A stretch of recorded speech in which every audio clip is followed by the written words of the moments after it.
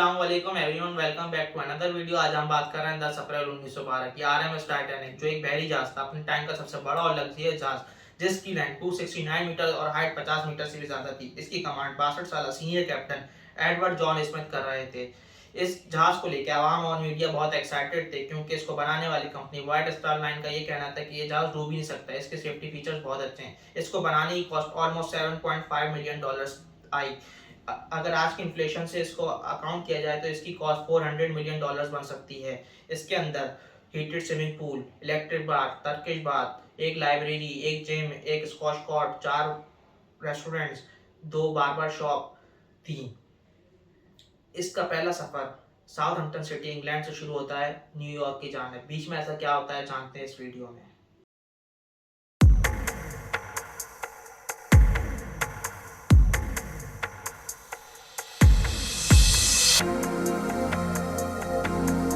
अपने सफर के 2 ही दिन बाद 12 अप्रैल 1912 को टाइटैनिक को अपनी पहली आइस वार्निंग्स मिलने लग जाती हैं। यानी जिस अटलांटिक ओशियन में तैर कर ये टाइटैनिक जहाज अमेरिका की तरफ जा रहा था, वहां पर आइस मौजूद है, बड़े बड़े बर्फ के पहाड़ मौजूद हैं, आइसबर्ग्स, जो खतरा है इस जहाज के लिए। ये वार्निंग्स कोई इतनी अनयूजुअल चीज नहीं है। समुद्र से गुजरने वाले जहाज अक्सर अपने आसपास वाले जहाजों को रेडियो के थ्रू कम्युनिकेट करके बताते रहते हैं कि समुद्र के इस एरिया में बहुत ज्यादा बर्फ मौजूद है, ध्यान से आगे बढ़ना। इन वार्निंग को रिसीव करने के बाद टाइटैनिक अपने कोर्स को 2 दफा चेंज करती है डेंजर को अवॉइड करने के लिए, लेकिन अपनी स्पीड को कम नहीं करती। 21.5 नॉट्स, जो कि 40 किलोमीटर पर आवर की स्पीड होती है, इतनी ही तेजी से ये जहाज आगे बढ़ता रहता है अपनी मंजिल की तरफ। 2 दिन बाद 14 अप्रैल 1912 7 और आइस वार्निंग्स दी जाती हैं, लेकिन कैप्टन स्मिथ और उनके क्रू इन वार्निंग्स को इग्नोर कर देते हैं। टाइटैनिक की रफ्तार कम नहीं करते। आहिस्ता आहिस्ता सूरज ढल जाता है, रात हो जाती है, टेम्परेचर नीचे गिरता है। इस 14 अप्रैल की रात की एक खास बात यह है कि चांद बाहर नहीं आया था, बिना मून के कोई मूनलाइट नहीं थी, तो विजिबिलिटी भी बहुत कम थी इस रात। जहाज के ऊपर एक क्रोज नेस्ट होता है, एक छोटा सा प्लेटफॉर्म जो काफी हाइट पर होता है, लुकआउट पॉइंट कह सकते हैं आप उसे। यहाँ पर किसी को बिठा कर रखा जाता है हमेशा, ताकि सामने जहाज के क्या आ रहा है वो नजर रख सके, कहीं कोई ट्रैफिक तो नहीं, कहीं कोई ऑब्स्ट्रक्शन तो नहीं आ रही हैं। तो जो बंदा इस जगह पर बैठा था उसे बड़ी ही ठंड का सामना करना पड़ रहा था। बहुत तेज रफ्तार से ठंडी हवाएं उसकी तरफ आ रही थी, ऊपर से रात का टाइम था और ठंडी हवाओं की वजह से आंखों से आंसू भी आने लग जाते हैं, जिससे आगे देखना और भी मुश्किल हो जाता है। रात के 11:39 फ्रेडरिक फ्रीड नाम का एक बंदा इस क्रोज नेस्ट में बैठा है। ये अचानक से अपने सामने देखता है कि एक बड़ा सा बर्फ का पहाड़ है, एक आइसबर्ग आ गया है। जल्दी से 3 बार घंटी को बजाता है ताकि नीचे बैठे लोग सुन सकें। फिर फोन उठाकर कॉल करता है ऑफिसर्स को ब्रिज पर, चिल्ला कर कहता है कि सामने हमारे एक आइसबर्ग है, जल्दी से जहाज को मोड़ो। फर्स्ट ऑफिसर विलियम ब्रिज पर बैठे से इंस्ट्रक्शन को सुनते हैं और इंजन रूम को पैगाम देते हैं कि जहाज को लेफ्ट डायरेक्शन में मोड़ दो, लेकिन अनफॉर्चुनेटली बहुत लेट हो चुका है। सिर्फ 1 मिनट बाद 11:40 जहाज जहाकर इस आइसबर्ग से टकरा जाता है। Titanic was a new breed of luxury liner. Titanic left port in Southampton, England. Among her passengers were many of the wealthy and influential. The band played the gayest tunes and American ragtime dances. The time was 11:40. The iceberg grazed the right side of the ship. And all of a sudden she lifted up quickly. Everything that was movable was going through her. I didn't think it was serious because I didn't think it was possible a big ship like that could sink. Iceberg भी कोई छोटा मोटा iceberg नहीं था। Length में ये 200 bye 400 feet था, एक फुटबॉल फील्ड जितना बड़ा, और हाइट में ये क्रोज नेस्ट तक आ रहा था। साइंटिस्ट का एस्टिमेट है कि इस आइसबर्ग का वजन 1.5 बिलियन टन था। आइसबर्ग के साथ ये टकराव टाइटैनिक का जहाज के फ्रंट राइट साइड पर हुआ था। स्पेसिफिकली कहा जाए तो बो के पास हुआ था। अब बो कौन सा हिस्सा होता है जहाज का? इस फोटो में आप देख सकते हैं कि ये जो सामने का हिस्सा है वो बो कहलाता है। बो के ऊपर जो एरिया होता है उसे स्टर्न कहते हैं, उसके नीचे जो बाहर निकला हुआ पार्ट होता है इसे कील कहते हैं। करीब 10 सेकंड तक ये जहाज आइसबर्ग के साथ घिसटता चला गया और एक बहुत बड़ा डेंट पड़ गया, जिसकी वजह से शिप की मेन बॉडी में कुछ छोटे छोटे होल्स भी आ गए। आप शायद सोचोगे कि कैसे पॉसिबल हो सकता है, एक बर्फ का टुकड़ा एक मेटल को कैसे काट सकता है? अपने फ्रिज में रखी बर्फ को इस्तेमाल करोगे तो हाँ, वो उससे मेटल नहीं कटेगा, लेकिन ये बात का ध्यान रखिएगा कि बर्फ का पहाड़, उसका खुद का वजन कितना होता है। आप कहने के लिए तो लकड़ी भी मेटल को नहीं काट सकती, लेकिन फिर भी आपकी मेटल की बनी गाड़ी जाकर पेड़ से टकराकर पूरा चकनाचूर हो सकती है। तो सिमिलरली, क्योंकि इस आइसबर्ग का वजन बहुत ज्यादा था, क्योंकि ये इतना बड़ा था, इसने इस टाइटैनिक जहाज को बुरी तरीके से चोट पहुंचाई। कोलिजन के कुछ ही सेकंड बाद कैप्टन स्मिथ और शिप के आर्किटेक्ट तो फौरन उस जगह पे पहुंचते हैं देखने के लिए कि इस जहाज को कितनी चोट पहुंची है इस इम्पैक्ट की वजह से। देखा तो उन्होंने रियलाइज किया कि जहाज तो डूब जाएगा। वो कंप्लीटली शॉक्ड हो गए इस चीज को देखकर। इन्हें लगता था कि ये जहाज तो अनसिंकेबल है, कभी डूब नहीं सकता। वीडियो के शुरू में आपने सुना था कि इस जहाज को अनसिंकेबल माना जाता था क्योंकि इस जहाज के अंदर सेफ्टी फीचर्स बहुत कमाल के थे। दो मेन सेफ्टी फीचर्स थे इस जहाज के अंदर, जिसकी वजह से इसे ऐसा माना जाता था। पहला, इस जहाज के अंदर एक डबल बॉटम हल था। हल जो होता है वो जहाज की मेन बॉडी को कहा जाता है। डबल बॉटम हल का मतलब है कि दो लेयर्स लगी हैं यहाँ पर, अगर नीचे से एक लेयर टूट भी गई तो दूसरी लेयर बचा लेगी। और दूसरा, जो पूरी शिप की मेन बॉडी है, जो हल है, उसे 16 अलग अलग वाटर टाइट कंपार्टमेंट्स में डिवाइड किया गया है। 16 में से 4 कंपार्टमेंट्स भी अगर पानी के भर गए तो भी जहाज तैरते रहेगा, जहाज को कोई फर्क नहीं पड़ेगा। लेकिन आइसबर्ग से ये जो इम्पैक्ट हुआ था ये एक्चुअली में शिप के साइड में हुआ था, तो जो डबल बॉटम हल था वो किसी काम का नहीं रहा। साइड में तो सिंगल लेयर ही लगी थी। और दूसरा, ये इम्पैक्ट इतना ज्यादा बड़ा था कि 16 में से 6 वाटर टाइम कंपार्टमेंट्स में ऑलरेडी ब्रीच हो चुके थे, उनमें पानी भर चुका था। लिमिट 4 तक की थी। 6 कंपार्टमेंट्स में का पानी से भरने का मतलब था कि इस जहाज को अब डूबने से नहीं बचाया जा सकता। ये अनसिंकेबल जहाज भी अब डूब जाएगा। टकराव के कुछ 20 मिनट बाद रात के 12 बजे कैप्टन स्मिथ ये ऑर्डर करते हैं अपने क्रू मेंबर्स को कि एक डिस्ट्रिक्ट कॉल भेजो रेडियो पे। जो आसपास मौजूद जहाज होंगे वो शायद से हमारे सिग्नल को कैच कर लें और हमें बचाने आ जाए। Senior radio operator Jack Phillips ये हमारी कहानी के हीरो निकलते हैं। लगातार एक के बाद एक डिस्ट्रेस सिग्नल भेजते रहते हैं, कोई रिस्पॉन्स नहीं आता। और भेजते हैं और भेजते हैं, कोई तो जहाज होगा आसपास जो सुन ले हमारे सिग्नल को। 20 मिनट बाद 12:20 AM RMS कारपेथिया, एक जहाज जो टाइटैनिक के पास मौजूद था, वो इस सिग्नल को कैच कर लेता है। रेडियो पर टाइटैनिक के ऑपरेटर से बात करता है और कहता है चलो जहाज को मोड़ा जाए टाइटैनिक की तरफ, हम उन्हें बचाने जाएंगे। प्रॉब्लम सिर्फ इतनी थी कि ये जहाज पास था लेकिन फिर भी 107 किलोमीटर दूर था। अगर ये अपनी टॉप स्पीड पर भी चलकर टाइटैनिक की तरफ जाएगा, इसे टाइटैनिक तक पहुंचने में 3.5 घंटे का टाइम लगेगा। 3.5 घंटे में क्या टाइटैनिक का जहाज बचा रह सकता है? बाकी क्रू मेंबर्स फ्लेयर्स और रॉकेट चलाते हैं हवा में कि इस उम्मीद में कि कोई आसपास मौजूद शिप होगी तो वो हमारी तरफ ध्यान दे देगी। लेकिन अनफॉर्चुनेटली कारपेथिया जहाज के अलावा किसी और जहाज से कोई रिस्पांस नहीं आता। इसी बीच कैप्टन ऑर्डर देते हैं कि पैसेंजर को इवैक्यूएट किया जाए शिप में मौजूद लाइफ बोट्स का इस्तेमाल करके। प्रोटोकॉल के टाइप से औरतों और बच्चों को पहले प्रायोरिटी मिलेगी लाइफ बोट्स में नीचे जाने की। जहाज में बैठे पैसेंजर्स की अगर बात की जाए तो उन्हें ज्यादा डर नहीं लग रहा था। ज्यादातर पैसेंजर्स मानते थे कि टाइटैनिक एक अनसिंकेबल जहाज है, कोई आपको टेंशन लेने की बात नहीं है। आखिर जो कंपनी ने एड्स निकाले थे वो तो बार बार यही कही जा रही थी कि हाँ हम टकराए, वो बार बार यही कह रही थी कि ये अनसिंकेबल है। इसी रीजन से जब पहली लाइफ बोट नीचे उतारी गई उसमें 65 लोगों की कैपेसिटी थी, लेकिन सिर्फ 28 लोग उस लाइफ बोट में गए। आधी लाइफ बोट खाली ही नीचे उतरी। लेकिन टाइम के साथ साथ एक के बाद एक कंपार्टमेंट पानी से भरता गया। जहाज अब टिल्ट होने लगा।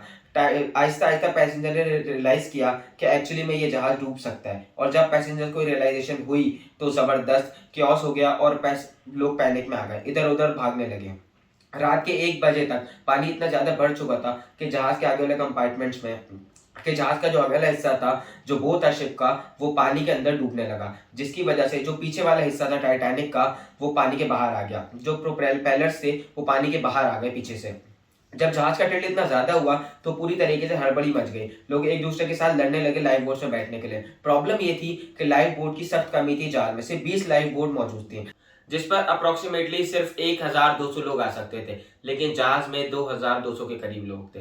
रात के 2:05 आखिरी लाइफ बोट टाइटैनिक से पानी में उतारी गई, लेकिन जहाज में अभी भी 1500 लोग मौजूद थे। इस क्योस के बीच कुछ लोगों ने कोशिश की थी लाइफ बोट में अपनी जगह छीनने की, लेकिन कुछ लोगों ने अपने जमीर को जगा के ये कहा कि वो अब हम जहाज में ही रुक रहेंगे और लोगों को नीचे उतरने दिया जाए।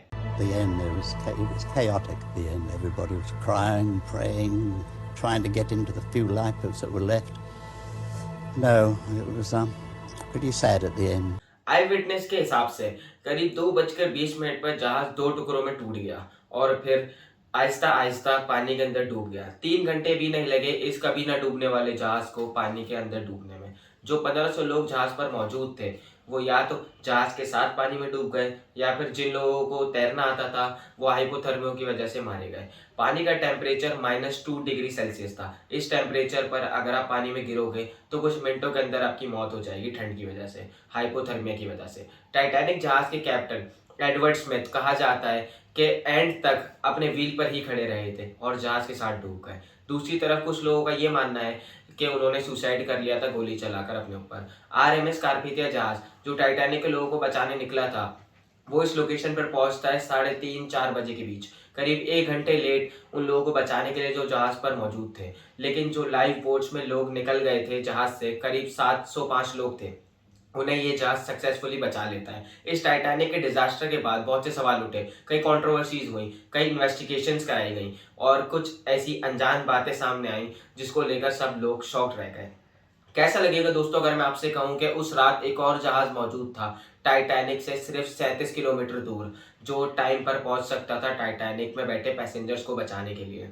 ये बात सच है। उस जहाज का नाम था SS कैलिफोर्निया। टाइटैनिक के आइसबर्ग से टकराने के सिर्फ 1 घंटे पहले आखिरी मैसेज आइसबर्ग की वार्निंग का SS कैलिफोर्नियन की तरफ से ही आया था। उन्होंने कहा था कि आप सावधान रहिएगा, इस समंदर में बहुत सारे आइसबर्ग्स हैं। और उसके बाद करीब 11:15 पर रात के कैलिफोर्नियन जहाज में जो रेडियो ऑपरेटर था उसने अपना रेडियो ऑफ कर दिया था। कैलिफोर्नियन जहाज रात के लिए रुक गया था। वो समंदर में आगे नहीं चलना चाह रहा था, खतरे को देखते हुए, खतरे को समझते हुए जहाज को रात के लिए रोक रखा था। रेडियो टर्न ऑफ था। यही रीजन था कि कोई डिस्ट्रेस सिग्नल नहीं पहुंच पाया इस जहाज तक। लेकिन ये जहाज एक्चुअली में टाइटैनिक के इतने करीब था कि जो पैसेंजर्स डेक पर मौजूद थे टाइटैनिक में, वो होराइजन पर इस कैलिफोर्निया जहाज को देख सकते थे। जब टाइटैनिक पर मौजूद ऑफिसर्स पैसेंजर्स को लाइफ बोट में बिठाने लगे थे तो एक ऑफिसर ने दूर देखकर कहा था, वो देखो एक जहाज दूर दिखने लग रहा है, वो जल्दी हमें बचाने पहुंच जाएगा, तो इतनी टेंशन लेने की जरूरत नहीं है। लेकिन ये कैलिफोर्नियन जहाज तब भी नहीं पहुंचा जब रॉकेट्स उड़ाए गए और फ्लेयर्स फेंके गए। रात के करीब 12 बजे के बाद रिपोर्ट किया जाता है कि कैलिफोर्निया जहाज पर जो क्रू मेंबर्स मौजूद थे उन्होंने एक्चुअली में रॉकेट्स को देखा था उस जहाज से निकलते हुए टाइटैनिक से। उन्होंने अपने कैप्टन स्टैनली लॉर्ड को ये कहा था कि जो कैप्टन लॉर्ड थे उस जहाज पर, उन्होंने कहा था कि ये डिस्ट्रेस सिग्नल नहीं टाइटैनिक ने, अमीर लोग जाते हैं, वो पार्टी कर रहे होंगे। अगर उस रात कैलिफोर्निया जहाज के कैप्टन लॉर्ड ने इन रॉकेट्स और फ्लेयर को सीरियसली लिया होता तो टाइटैनिक में मौजूद कितने लोगों की जान बच सकती थी। अगले दिन सुबह जब ये रेडियो ऑन करते हैं तब इन्हें SOS कॉल्स मिलती है टाइटैनिक से। ये वहाँ पर पहुँचते हैं लेकिन तब तक बहुत लेट हो चुका होता है। उन्हें सिर्फ डेड बॉडीज पानी में फ्लोट करती हुई दिखती हैं। दोनों इंक्वायरीज जब करी गई इन इन्वेस्टिगेशन में, वो कैलिफोर्नियन कैप्टन स्टैनली लॉर्ड पर ब्लेम डालती हैं। लेकिन इतने बड़े डिजास्टर के पीछे सिर्फ एक आदमी को ब्लेम नहीं किया जा सकता, और भी लोगों की गलतियां थी। लाइफ बोट्स वाला, जैसे मैंने आपको बताया था कि सफिशिएंट लाइफ बोट्स रखी ही नहीं गई थी, क्योंकि जिस कंपनी ने जहाज बनाया था उन्हें लग रहा था ये जहाज तो कभी डूब ही नहीं सकता, हमें यहाँ पर लाइफ बोट की जरूरत ही नहीं है। इसके अलावा दूसरी चीज, टाइटैनिक के जो कैप्टन थे उन्होंने सेफ्टी ड्रिल्स तक कंडक्ट नहीं करवाई थी। जिस दिन एक्चुअली में टाइटैनिक आइसबर्ग से टकराया था उस दिन एक सेफ्टी ड्रिल होनी थी, लेकिन कैप्टन ने वो कैंसिल कर दी, ये सोचकर कि इस जहाज पे क्या जरूरत है, तो अनसिंकेबल जहाज है। अगली बड़ी गलती थी स्टीयरिंग व्हील पर स्टीवरमैन रॉबर्ट की। उस रात जब ऊपर से उनको पैगाम आया था कि सामने एक आइसबर्ग है, जो ऑफिसर डेक पर मौजूद थे उन्होंने इंस्ट्रक्शन दिया कि जहाज को एक्चुअली में लेफ्ट साइड की तरफ टर्न किया जाए। लेकिन पैनिक में आकर रॉबर्ट हिचिंस ने इस मैसेज को मिसअंडरस्टैंड कर दिया और उन्होंने जहाज को राइट की तरफ मोड़ दिया। ये उल्टी डायरेक्शन थी, ये आइसबर्ग के और करीब ले जा रही थी। जब तक इन्होंने अपनी गलती रियलाइज की तब तक बहुत लेट हो चुका था। ब्रिटिश इंक्वायरी ने यह भी पता लगाया कि टाइटैनिक को इतनी सारी वार्निंग्स दी गई थी, ये आइसबर्ग है इस जगह पे, आराम से चलो, देख के चलो, लेकिन फिर भी ये फुल स्पीड पर आगे बढ़े जा रहा था जहाज। ऐसा क्यों था?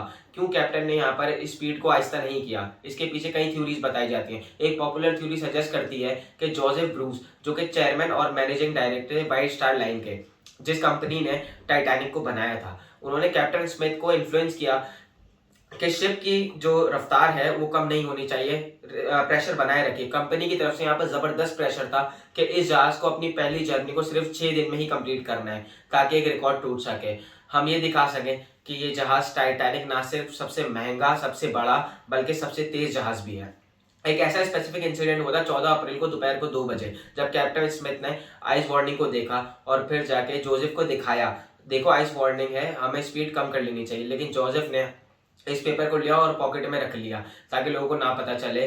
और क्रू मेंबर्स को ना पता चले। वो नहीं चाहते थे कि यहाँ पर जहाज की स्पीड स्लो की जाए। इस एक डिजास्टर ने दुनिया भर में इस इंडस्ट्री को हमेशा के लिए बदल के रख दिया। कई सारी नई रेगुलेशंस और स्टैंडर्ड सेट किए गए जिससे कि ऐसे डिजास्टर्स फ्यूचर में ना हो। 1914 में एक इंटरनेशनल आइस पेट्रोल को बनाया गया जिससे कि आने वाली शिप्स को हमेशा वार्न किया जा सके जो आइसबर्ग्स उनके पाथ में आ रहे हैं। International convention of safety of life यानी SOLAS एक ट्रीटी साइन करी गई जिससे नए स्टैंडर्ड सेट किए गए शिप्स को लेकर, जैसे कि एक लाइफ बोट रेगुलेशन बनाई गई कि जितने भी जहाज हैं उन पर sufficient amount of life boat होनी चाहिए हर पैसेंजर के लिए। टाइटैनिक की जो रैकेज थी, जब टाइटैनिक जहाज डूबा, इस जहाज को पानी के अंदर ढूंढने में 70 साल से ज्यादा का टाइम लग गया।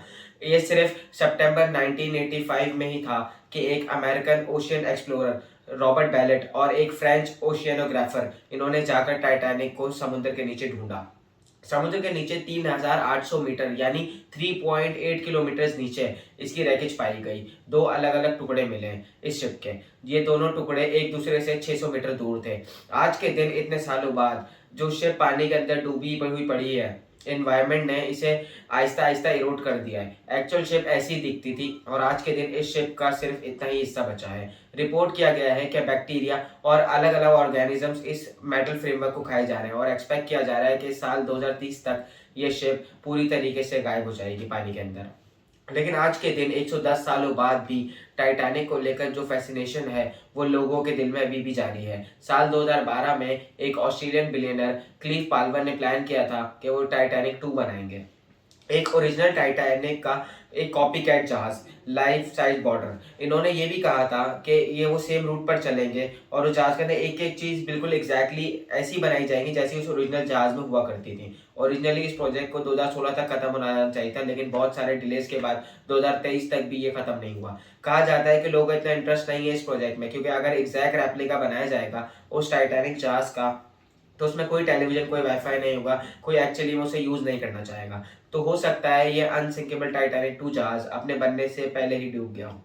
वीडियो पसंद आए तो आप हमारी वीडियो को लाइक करें, शेयर करें और आगे आने वाली वीडियो को देखने के लिए हमारा बेल आइकन भी प्रेस कर दें। Thank you.